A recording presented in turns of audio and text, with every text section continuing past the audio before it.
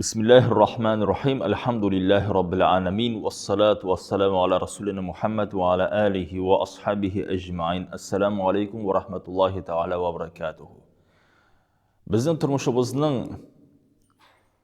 ол бір хақиқаты хәмді қойсысын бір нешікті біз аны шетке қоя алмайбыз. Хәмді әр бір исән кіші аны білен ұшыраша. Чүнки біздің бұл дүнияда біз жәмғиятте яшайбыз. Ул төшенчә үлем дигән. Ушул төшенчә кайсысы галимнәр белән ничек дини булсын микән, ничек дөньяви галимнәр булсын микән, бөтенесе белән кабул ителә. Ләкин дә һәрберсенең үзенең карата җаваплары бар. Без шушы вакытта әйтәбез инна лиллаһи ва инна илейһи раҗиун. Без Аллаһныкы һәм Аллаһ телегә кайтабыз. Бу дөньяда Аллаһның рәхмәте белән яшибез, Аллаһның ризалыгы белән. Һәм дә ул безгә биргән мөмкинлекләр белән, ризыклар белән бу дөньяга киләбез Аллаһның рәхмәте белән җан өрелә. Анабызның әле карында булган вакытта рухлар дөньясыннан җаныбыз килә. Һәм дә инде үзене бер билгеләгән вакытта Аллаһ Тәгаләгә без кайтабыз. Ничек әйтелә безнең шариатыбызда, кеше үзенең инде үлгән вакытын да белмәс, bu dünyadan üzülgen vakıtın bilmez, hem de şuluk vakitte anı uzunayta da olmaz, kişiktire de olmaz. Adeti halde kişi bu dünyadan kide indi ülken yaşta. Lakin de şunun vakitte eli kişiler eytirlik tuluk iş vakitinde da, eti eni bulgan vakitte da, bala vakitte da bu dünyadan getirgen mümkün Allah Teala'ga. Bu meselede İslam dinimiz bizge cavabların qaytarıq həm də biz biləbiz, axirət günündə biz Allah qarşında ұшырашacaqbız. Bizim tuğanlıq münasibətləri qalacaq barabar. Biz bu dünyada isənlər, mərhumlər üçün dualar qılabız. Necik bu məsələni balalarga anlatırğa? Əlbəttə, bala bit indi ol sabi bala bularga mümkün.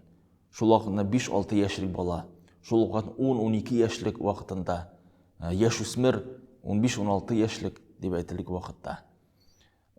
Agar da Qur'oni Karimga qaragan vaqtda mana shunday aytilik tushunchalar qo'ysalar, bu dunyoda ani qarab tutib qarab bo'lmay, hamda bizga ani anglatirga to'g'ri kela, nechikda bo'lsa o'zimizning fikrimiz yog'indan.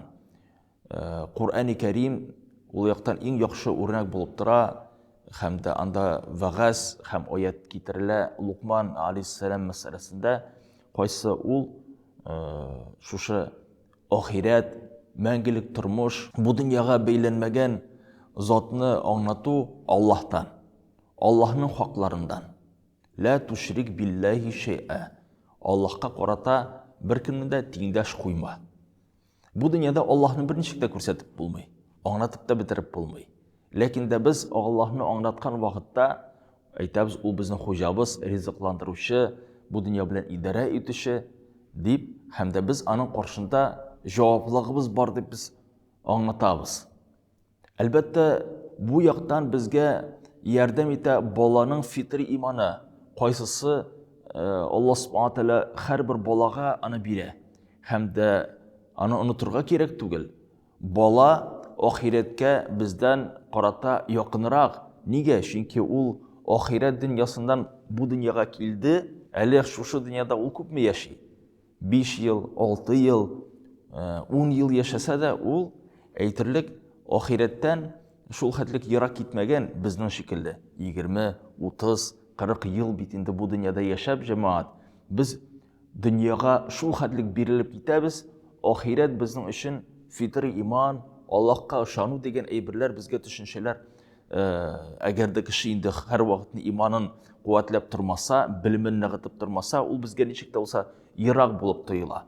Balalar ol yaqdan fitri imanı quvvetli sebebinden bu meselen biktiz anlaylar, düşüneler. Şuluk vaxtda Allah'ını anlatudan soň intimine şundan ölüm düşüncesi kişinin bu dünyadan üzülü vaxtı var ikenin, hem de şu üzülgeç anı maksus бар орны қойсысында biz аны indi соңғы орынға ұзатабыз. Indi ziyarat деген түшінше.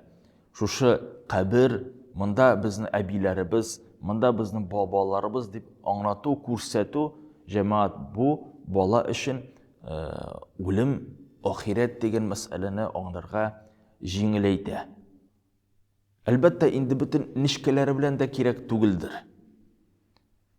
Чөнки ул абстракт, ягъни үзебез дә әле күз каршыбызга китерелмәгән дөньяны барча нишкәләре белән аңлату балага кирәк түгел. Иншааллаху таала вакыты белән, яше белән ул аны аңлаячак. Шул вакытны алдаларга да кирәк түгел баланы. Ягъни бабаебыз ерак юлларга чыгып китте, бабаебыз яки әбиебез менә больницка барды да, инде шуннан соң инде кешеләр ул теге дөньяга китте, яки шул вакытта безнең бабаебыз, әбиебез яки фәләнебез инде ул йокыга китте, хәзер бөтен уянмый дигән төшенчәләр белән баланы ничек тә булса алдаларга кирәк түгел.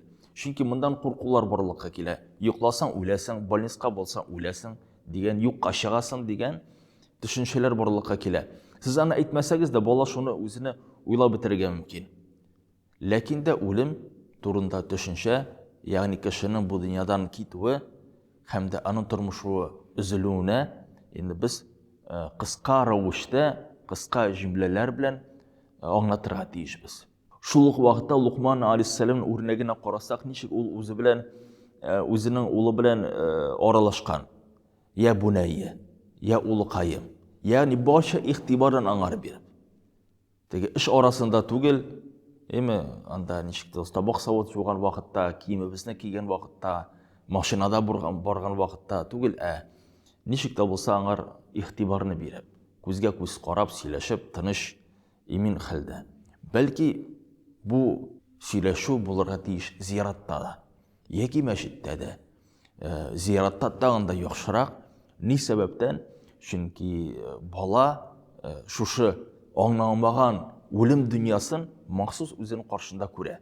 Ягъни кабер аның каршына килеп баса. Шул ук вакытта без балага менә үлем бар, һәм дә шуның каршында калдырып тагып булмый.